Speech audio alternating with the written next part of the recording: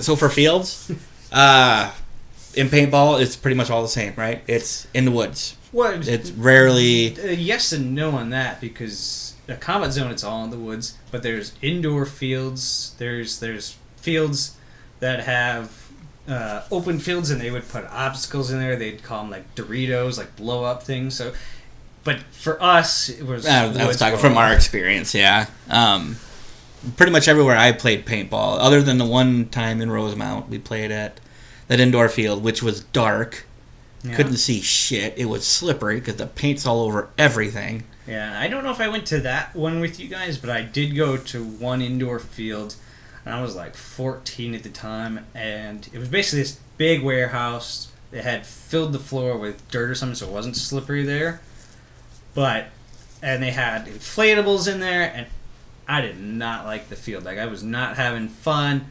I think the last game, I was hiding behind a bunker, and a guy came around and shot me in my side about 5 feet away. He apologized profusely, and I wasn't mad. I'm like, it happens, you know.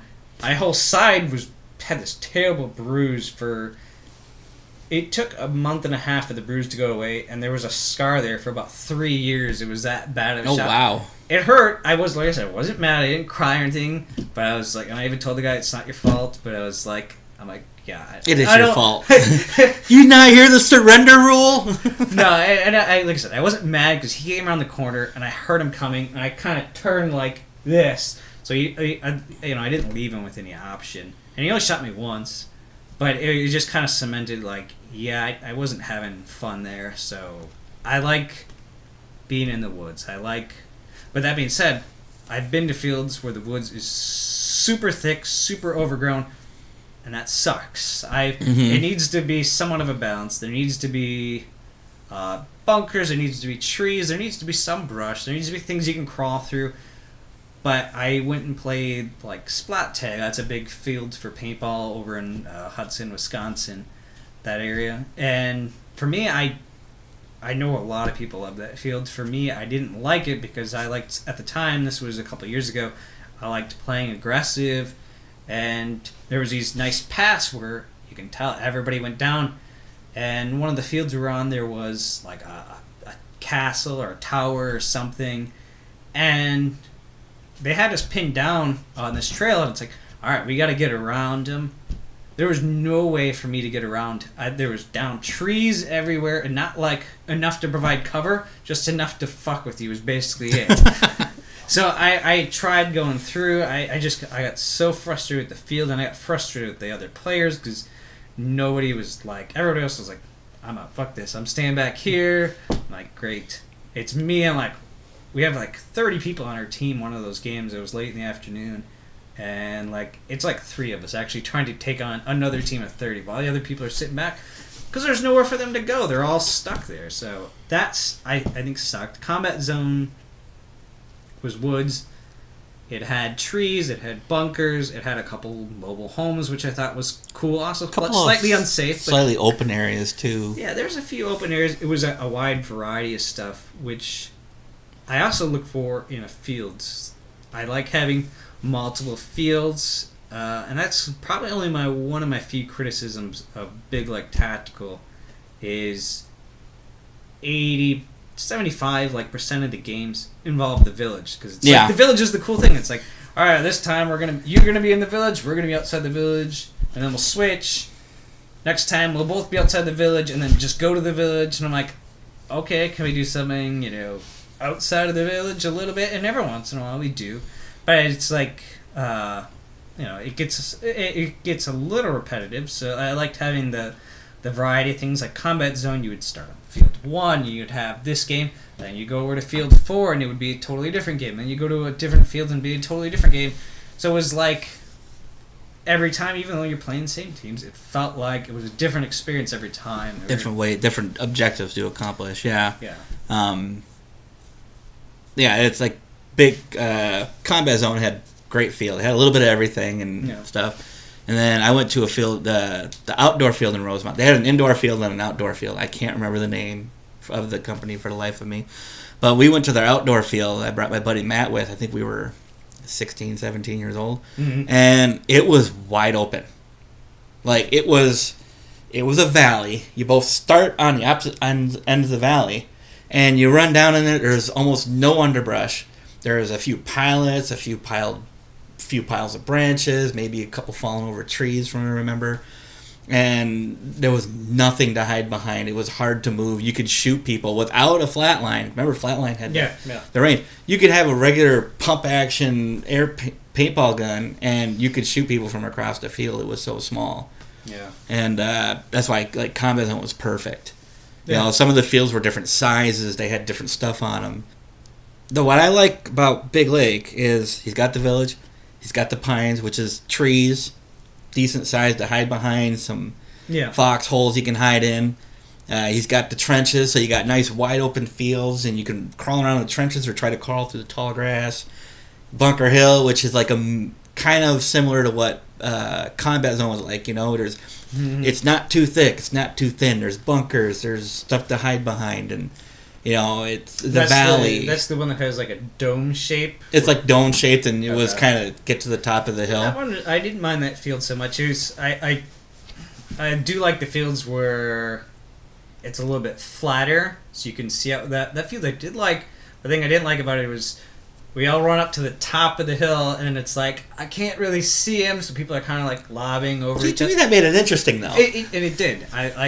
Like I said, I do like the field. I wish there were more fields, though, like that. Big Lake, he seems to have a wider variety of fields to play on, even if he doesn't always utilize it. I think he does have a lot. I think they're just underutilized right now. Yeah. Whereas, I've been to Crossfire, and Crossfire was good. A lot of areas that are pretty wide open and not much to hide behind. But then there's other areas where, you got that nice, super thick brush, so... So I mean, it's a pretty nice mix. Can't wait to get you and other people up there to try it and see what you guys think. I think we'll definitely try it. I mean, and they got a pretty neat little village in there. I mean, there's little small shacks and all that, but they're laid out pretty cool. Yeah, and like you're talking about little buildings and stuff. Like we went to TCA last year, Twin Cities Airsoft in Wisconsin.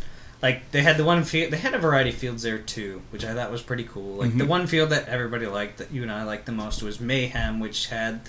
It was a small field, but it had a lot of concrete buildings. It had a lot of stuff, which is more close quarter combat, But it was just a lot of fun. They had a containers field that Chief talked about before. Yep.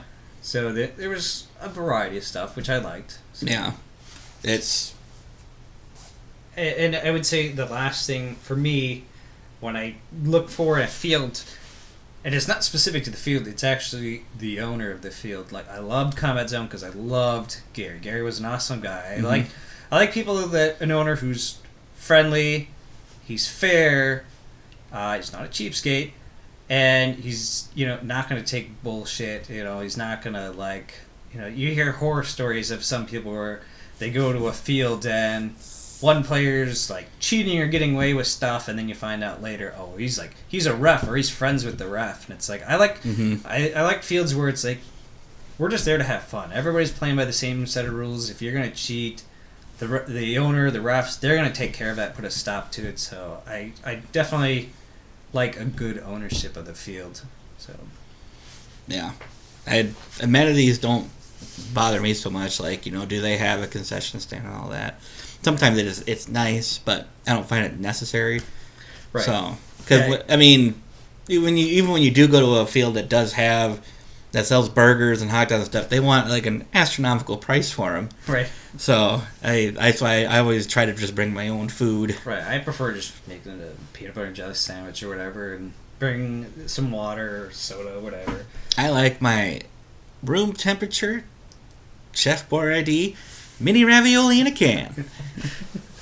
and I had those last year. They're not no bad. paid sponsors. Yeah. So I do like those too. Those were good last year. I don't care about concession stands. And I think the three fields that I've been to, they all have their pros and cons. Airsoft honestly kind of became my life. I have to thank Merkin very much for getting me into it. Thank you. Because it's most of what I watch on YouTube, trying to, gameplay and all that, and hilarity. Some of those videos that like Node does are really good. They're funny. But it's it's like you see a field, I see a game type. It's like I kind of want to try that. Yeah.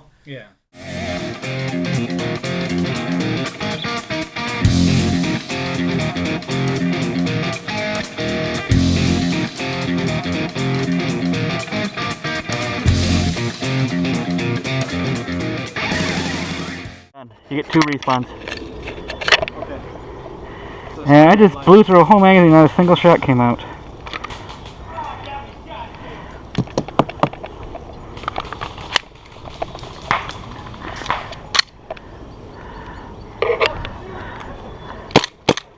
Oh, fuck me.